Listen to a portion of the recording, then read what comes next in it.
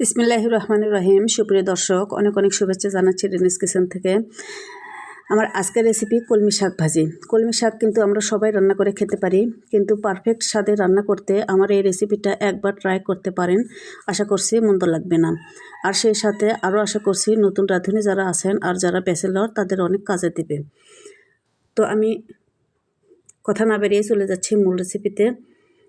আমি এখানে 2 আটি পরিমাণ কলমি শাক কেটে ধুয়ে পরিষ্কার করে নিয়েছি। এইরকম ছোট ছোট পিসেস করে কেটে নিয়েছি। 3-4 বার নর্মাল পানিতে ওয়াশ করে নিয়েছি বারবার।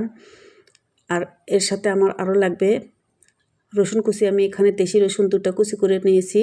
1.5 ইঞ্চি পরিমাণ আদা আমি কুচি করে নিয়েছি। স্বাদ মতো মরিচ নিয়েছি, পেঁয়াজ নিয়েছি একটু বেশি পরিমাণে। আর এখানে লাগবে আমার 3টা শুকনো মরিচ। মরিচটা আপনারা কম বেশি করে নিতে পারেন। আর কলমি শাকটা ঝাল ঝাল রান্না করলে একটু ভালো হয়। এ পর্যায়ে আমি চুলা অন করে আমি পরিমাণ মতো সয়াবিন তেল নিলাম। আর প্রথমে মরিচ 3টা আমি একটু লালচে করে ভেজে নেব 5 থেকে 7 সেকেন্ডের মতো।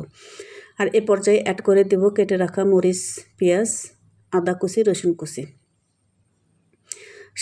শাক রান্নায় তেল একটু বেশি ব্যবহার করতে হয়, এতে করে শাকটা স্বাদ হয় আর শাকের পুষ্টিগুণও বজায় থাকে। তো আমি পেঁয়াজ মরিচগুলো একটুখানি ভেজে নিয়ে স্বাদ মতো লবণ অ্যাড করে দেব।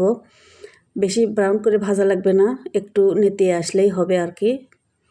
মিনিট 2-3 ভাজলে এরকম অবস্থায় আসবে। আর এ পর্যায়ে আমি কেটে ধুয়ে রাখা শাকগুলো অ্যাড করে দেব। সবগুলো শাক আমি দিয়ে দিচ্ছি।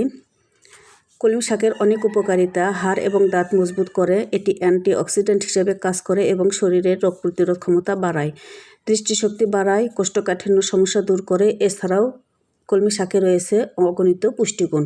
আমি এই পর্যায়ে একটু ঢাকনা দিয়ে রান্না করে নেব 3 থেকে 4 মিনিটের মতো। এভাবে রান্না করে নিলে শাক থেকে একটু পানি বের হবে, সেই শাক দিয়ে ভালোভাবে সেই পানি দিয়ে শাকটা ভালোভাবে সিদ্ধ হয়ে যাবে। আর এ পর্যায়ে ঢাকনা খুলে আমি পেঁয়াজ মরিচের সাথে শাকটা উল্টে পাল্টে ভালো করে মিশিয়ে নেব। আমি আর ঢাকনা দেব না। প্রথম পর্যায়ে আমি ঢাকনা দিয়েছি 3 থেকে 4 মিনিটের মতো। আর এই শেষ পর্যন্ত রান্না আমি করব ঢাকনা ছাড়াই, এতে করে শাকের কালারটা পারফেক্ট থাকবে। চুলার আঁচটা মিডিয়াম হিটে রাখতে হবে। একেবারে হাই হিটে রান্না করা যাবে না। মিডিয়াম হিটে রান্না করে নিয়ে আমি এভাবে নেড়ে চেড়ে শাকটা পারফেক্টভাবে ভেজে নেব। শাকটা রান্না করতে আমার 10 থেকে 15 মিনিট সময় লেগেছে। আর আমার শাকটা রান্না প্রায় শেষের মধ্যে। একেবারে আমি কটখটা করব না, শুকনো একটু রস রাখবো যাতে করে খেতে অনেক ভালো লাগে। তো এই পর্যায়ে আমার শাক ভাজিটা একেবারে পারফেক্ট। পরিবেশনের জন্য আমি তুলে নিচ্ছি।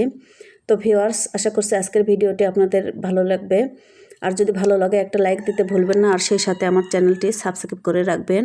ফেসবুক পেজ থেকে যারা দেখছেন তারা পেজটি ফলো দিয়ে রাখবেন। আর ফ্রেন্ডস আর ফ্যামিলির সাথে শেয়ার করতে ভুলবেন না। আর আপনারা অনেক অনেক ভালো থাকুন, সবসময় আমাকে সাপোর্ট করুন, আমার সাথে থাকুন। আল্লাহ হাফেজ।